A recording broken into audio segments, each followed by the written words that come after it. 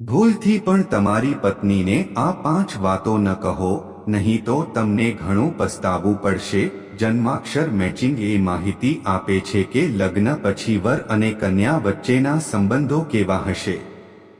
જન્માક્ષર સાથે મેળ ખાતી વખતે જો નાડી અને ભકુત દોષ જોવા મળે તો ઉપચારાત્મક ઉપાયોની સલાહ આપવામાં આવે છે. જ્યારે રક્ષાગણને મળવા પર લગ્ન ન કરવાનું કહેવામાં આવે છે. સનાતન ધર્મમાં લગ્ન પહેલા છોકરા-છોકરીની કુંડળીઓ મેચ કરવામાં આવે છે. આના પરથી ખબર પડે છે કે લગ્ન પછી બંનેનું વૈવાહિક જીવન કેવું રહેશે. જન્માક્ષર મેચિંગ એ સ્પષ્ટ માહિતી આપે છે કે લગ્ન પછી વર અને વર વચ્ચેના સંબંધો કેવા હશે. તે જ સમયે જો કુંડળીના મેળમાં નાડી અને ભકુત ખામીઓ જોવા મળે છે તો નિવારણની સલાહ આપવામાં આવે છે. જ્યારે રક્ષાગણને મળવા પર લગ્ન ન કરવાનું કહેવામાં આવે છે. જો કે લગ્ન પછી વિચારો અને વર્તનની આપ-લેમાં તાલમેલના અભાવે ઝઘડા પણ થાય છે. આ સ્થિતિમાં પતિ-પત્ની એકબીજા પર દોષારોપણ કરે છે.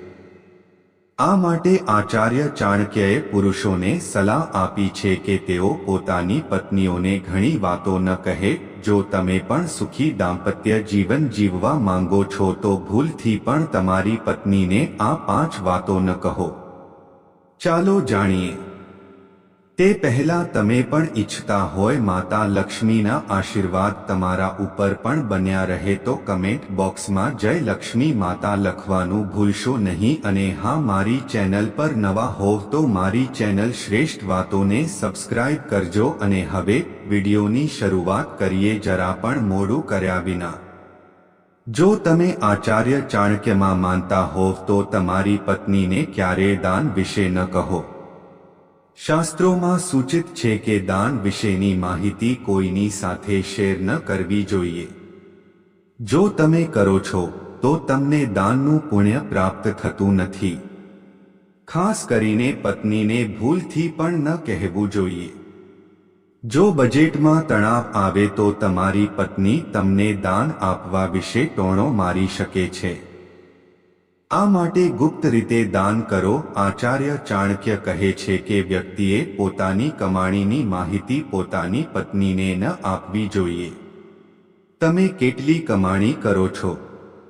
તમારે અને તમારી કંપનીને આની જાણ હોવી જોઈએ. જો તમારી પત્નીને તમારી કમાણી વિશે ખબર પડે તો તે તમારું બજેટ બગાડી શકે છે. તે તમારા અંગત ખર્ચને પણ નિયંત્રિત કરી શકે છે. આચાર્ય ચાણક્ય પણ કહે છે કે વ્યક્તિએ પોતાની નબળાઈ પત્નીને ન જણાવવી જોઈએ. જો તમારી પત્ની તમારી કોઈ નબળાઈ વિશે જાણે છે તો તે કોઈ પણ દલીલમાં નબળાઈનો ઉલ્લેખ કરશે નહીં, ભૂલી જશે. આ માટે પત્ની સાથે નાની મોટી કોઈ પણ નબળાઈ શેર ન કરો. સ્ત્રીને રહસ્યો ન જણાવવા અંગે આચાર્ય ચાણક્ય કહે છે કે વ્યક્તિએ પોતાની પત્નીના અપમાન વિશે પણ ન જણાવવું જોઈએ. સ્ત્રીઓ અપમાનનો હથિયાર તરીકે ઉપયોગ કરે છે. તમારી પત્ની ગમે તેટલી સુંદર હોય, તેને ક્યારેય તમારા ભૂતકાળ વિશે કહો નહીં. જે વીતી ગયું છે તે ફરી નહીં આવે. આ માટે ભવિષ્યમાં આગળ વધવા પર ધ્યાન આપો. જો તમે તમારી ધાર્મિક પત્ની સાથે તમારા ભૂતકાળની માહિતી શેર કરો છો તો પછી ભવિષ્યમાં કોઈ પણ સમયે જ્યારે તમારી પત્ની ગુસ્સે થશે ત્યારે તે ચોક્કસપણે તમારા ભૂતકાળને પુનરાવર્તન કરવાનો પ્રયાસ કરશે. આ લેખમાં સમાવિષ્ટ કોઈ પણ માહિતી સામગ્રી ગણતરીઓની ચોકસાઈ અથવા વિશ્વસનીયતાની ખાતરી આપવામાં આવતી નથી. આ માહિતી વિવિધ માધ્યમો, જ્યોતિષીઓ, પંચાંગો, ઉપદેશો, માન્યતાઓ, ધાર્મિક ગ્રંથોમાંથી એકત્રિત કરવામાં આવી છે અને તમારી સમક્ષ રજૂ કરવામાં આવી છે. અમારો ઉદ્દેશ્ય માત્ર માહિતી પ્રદાન કરવાનો છે. તેના વપરાશકર્તાઓએ તેને માત્ર માહિતી તરીકે જ માનવી જોઈએ. વધુમાં, કોઈ પણ ઉપયોગ માટેની જવાબદારી વપરાશકર્તાની પોતાની રહે છે.